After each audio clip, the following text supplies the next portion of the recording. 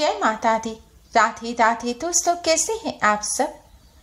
दोस्तों, नवरात्रि माता रानी को समर्पित होते हैं। नवरात्रि में मां दुर्गा के 9 स्वरूपों की पूजा अर्चना करने से भक्तों की सभी इच्छाएं पूर्ण होती हैं। नवरात्रि में माता रानी अपने भक्तों के घर में वास करती हैं और उनके कष्टों को दूर करती हैं। इस बार माता रानी हाथी पर सवार होकर आ रहे हैं। यह सुख समृद्धि के लिए बहुत ही शुभ संकेत माना जा रहा है। इस बार नवरात्रि 26 सितंबर से शुरू होकर 4 अक्टूबर तक रहेंगे। 5 अक्टूबर को दुर्गा विसर्जन और विजयदशमी का पर्व मनाया जाएगा। इस बार नवरात्रि पूरे 9 दिनों के होंगे। नवरात्रि के ये 9 दिन माता रानी की कृपा प्राप्त करने के लिए बहुत खास माने जाते हैं। मान्यता है पूरे साल भर मां पूजन करने से उतनी प्रसन्न नहीं होती जितने नवरात्रि में पूजन करने से हो जाते हैं। देवी भागवत पुराण में यहाँ तक बताया गया है कि नवरात्रि के 9 दिनों में माता रानी अपने भक्तों के घरों में धरती पर वास करती हैं। इसलिए भक्त मां की कृपा प्राप्त करने के लिए नवरात्रि में श्रद्धा पूर्वक मां का पूजन करते हैं और 9 दिनों के व्रत करते हैं, तो कुछ भक्त 2 दिन के व्रत करते हैं। लेकिन दोस्तों, क्या आपको मालूम है नवरात्रि में मां का पूजन और व्रत करने के कुछ खास नियम बताए गए हैं। कुछ ऐसे कार्य भी होते हैं जिन्हें अगर नवरात्रि में गलती से भी कर लिया जाए तो नवरात्रि में जो व्रत और पूजन किया जाता है उसका फल प्राप्त नहीं होता और माता रानी भी नाराज हो जाती हैं। दोस्तों, नवरात्रि में रोजाना सुबह स्नान कर हम माँ का पूजन कर दिन की शुरुआत करते हैं। लेकिन दोस्तों, माँ का पूजन करते समय आपको सबसे पहले स्नान करने के पश्चात माता रानी की प्रतिमा को भी स्नान अवश्य ही कराना चाहिए और स्वच्छ वस्त्र पहनाकर वापस माँ को मंदिर में या चौकी पर स्थापित करें। उसके पश्चात ही आप माँ का पूजन करें। अगर माता रानी की आपके घर में तस्वीर है तो तस्वीर को आप साफ कपड़े से पोंछें। कपड़े पर थोड़ा सा गंगा जल डाल लें और फिर इससे माँ की तस्वीर पोंछकर चौकी पर वापस माँ को स्थापित कर फिर आप माँ का पूजन करें। माता रानी को स्नान कराए बिना या मंदिर की सफाई करे बिना माँ का पूजन भूलकर भी ना करें। ऐसा करने से दोष लगता है। माना जाता है जो स्थान गंदा रहता है वहां माता रानी का वास नहीं होता। इसलिए अपने मंदिर को हमेशा साफ रखें। अधिकतर हम सभी रोजाना सुबह माँ को पुष्प चढ़ाकर माँ का पूजन करते हैं और अगले दिन सुबह जब नए पुष्प चढ़ाते हैं तो उससे पहले ही पुराने पुष्प हटाते हैं। लेकिन दोस्तों, आजकल पुष्प बहुत ही जल्दी मुरझा जाते हैं। इसलिए माँ का पूजन करते समय आप पुष्प तो अवश्य चढ़ाएं, लेकिन जैसे ही पुष्प मुरझा जाएं, संध्या काल से पहले ही आप उन पुष्प को हटाकर मंदिर को साफ कर दें। मुरझाए हुए पुष्प को मंदिर में ना रहने दें। ऐसा करने से दोष लगता है और पूजन का पूर्ण फल प्राप्त नहीं होता। नवरात्रि में सुबह ही नहीं बल्कि संध्या काल के समय भी माँ का पूजन अवश्य ही करें। नवरात्रि जैसा कि इसके नाम से ही प्रतीत होता है 9 रातें। इसमें रात्रि के समय माँ के पूजन करने का विशेष विधान होता है, लेकिन अधिकतर लोग सिर्फ सुबह ही पूजन करते हैं, तो ऐसी गलती ना करें। नवरात्रि में आपको रात्रि के समय माँ का पूजन अवश्य ही करना चाहिए। पूरी रात भर जागरण करना संभव नहीं है तो संध्या काल के समय माँ के सामने दीपक जलाकर माँ की आरती अवश्य ही करें। तभी आपको नवरात्रि व्रत और पूजन का पूर्ण फल प्राप्त होगा। नवरात्रि में माता रानी की कृपा प्राप्त करने के लिए भक्त 9 दिन के व्रत करते हैं या कुछ भक्त 1 या 2 दिन के व्रत करते हैं। लेकिन दोस्तों, ध्यान रखें, अगर आप 9 दिन के व्रत नहीं कर सकते तो आप 2 दिन के व्रत करें। भूलकर भी नवरात्रि का एक व्रत ना रखें। नवरात्रि के व्रत सदैव जोड़े में रखे जाते हैं। आप पहला और आखिरी व्रत यानी कि प्रतिपदा का व्रत और अष्टमी का व्रत रख सकते हैं। अगर आप अष्टमी को कन्या पूजन करते हैं तो सप्तमी का व्रत करें। और अगर आप पहला व्रत ना कर सके तो आप आखिर के 2 यानी कि महासप्तमी और महाअष्टमी का व्रत करें, तभी आपको व्रत और पूजन का पूर्ण फल प्राप्त होगा।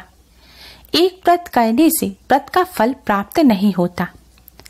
नवरात्रि के व्रत में खान पान का विशेष महत्व होता है।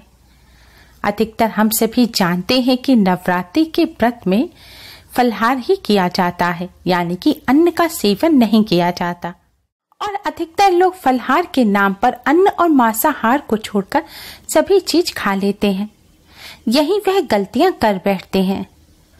दोस्तों, क्या आपको मालूम है कई ऐसी सब्जियां और फल भी हैं जिन्हें नवरात्रि में भूलकर भी नहीं खाना चाहिए, वरना व्रत का पूर्ण फल प्राप्त नहीं होता।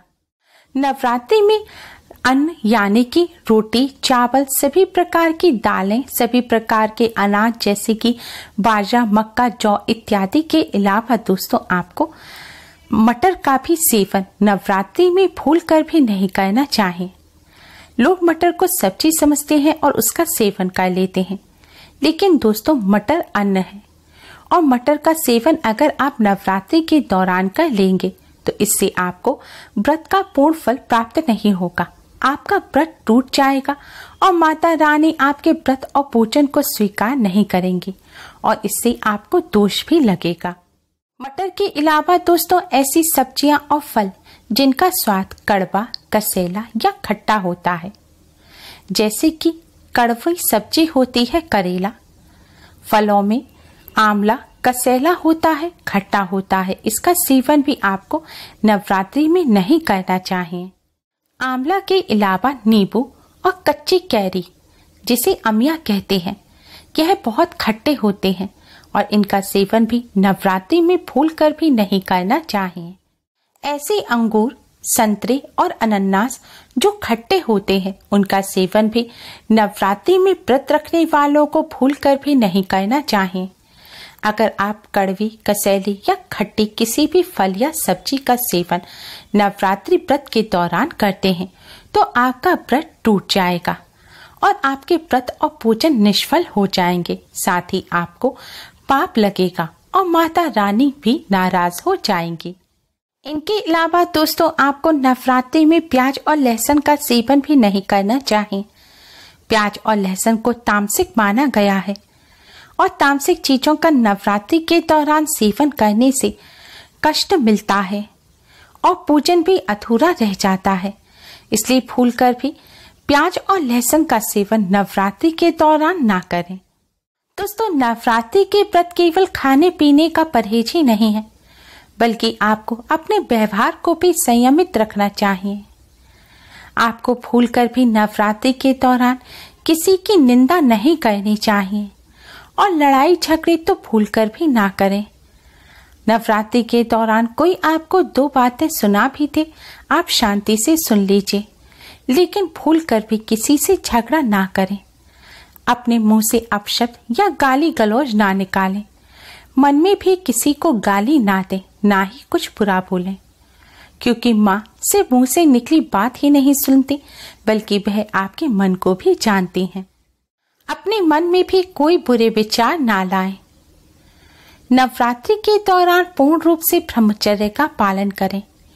शारीरिक नहीं बल्कि मानसिक तौर पर भी आप ब्रह्मचर्य का पालन करें, यानी कि मन से भी कोई ऐसी गलत बात ना सोचें, कोई ऐसे कार्य ना करें जो आपके ब्रह्मचर्य व्रत को तोड़ें। नवरात्रि में पूर्ण ब्रह्मचर्य का पालन करने से ही माँ की कृपा प्राप्त होती है। जो भक्त इस दौरान शारीरिक संबंध बनाते हैं या कुछ ऐसे गलत कार्य करते हैं तो उन्हें माता रानी की कृपा प्राप्त नहीं होती और उनके व्रत और पूजन अधूरे रह जाते हैं, साथ ही दोष भी लगता है। नवरात्रि के दौरान कोई भी अशुभ कार्य ना करें। हिंदू धर्म में अशुभ कार्यों में बालों का काटना, नाखून काटना, दाढ़ी मूछ बनवाना, काले रंग के कपड़े पहनना, फटे पुराने कपड़े पहनना, गंदे कपड़े पहनना या फिर घर को गंदा रखना, ये सभी अशुभ कार्य माने जाते हैं। नवरात्रि के दौरान आप इनमें से कोई भी कार्य ना करें। रोजाना स्नान कर साफ वस्त्र पहने, भूलकर भी अशुभ रंग के वस्त्र जैसे कि नीला, काला, कत्थई रंग के कपड़े ना पहने। नवरात्रि में सफेद रंग के वस्त्र पहनने की भी मनाही की गई है। नवरात्रि में शुभ रंग के वस्त्र पहनकर रोजाना स्नान कर माँ का पूजन करें। घर की साफ सफाई का विशेष तौर पर ध्यान रखें, क्योंकि जहाँ गंदगी होती है वहाँ माता रानी का वास नहीं होता। नवरात्रि के दौरान घर में शांति बनाए रखें। घर वालों में अगर लड़ाई झगड़ा हो रहा हो तो उन्हें भी तुरंत शांत करा दें, क्योंकि जिस जगह लड़ाई झगड़े होते हैं माता रानी उस घर में कभी नहीं आती। नवरात्रि में माँ को अर्पित किए गए पुष्प, चावल, पान का पत्ता, लौंग इत्यादि को आप इकट्ठा करके रख लें। उन्हें भूलकर भी कूड़े में ना फेंकें, वरना आपके व्रत और पूजन अधूरे रह जाएंगे और आपको माता रानी की कृपा प्राप्त नहीं होगी। इन सभी सामग्री को इकट्ठा करके रख लें और शुद्ध बहते हुए जल में विसर्जित कर दें। दोस्तों, नवरात्रि के दौरान माता रानी की कृपा प्राप्त करने के लिए, नवरात्रि व्रत और पूजन का पूर्ण फल प्राप्त करने के लिए इन बातों का विशेष तौर पर ध्यान रखें। उम्मीद है आपको हमारी ये वीडियो पसंद आई होगी। प्लीज लाइक करें, हमारी इस वीडियो को अपने फ्रेंड्स और रिश्तेदारों में ज़्यादा से ज़्यादा शेयर करें, जिससे वह भी इसका लाभ उठा सकें। हमारी और भी वीडियोस के लिए हमारे चैनल को सब्सक्राइब करना ना भूलें। Thanks for watching. Radhe Radhe. जय माता दी।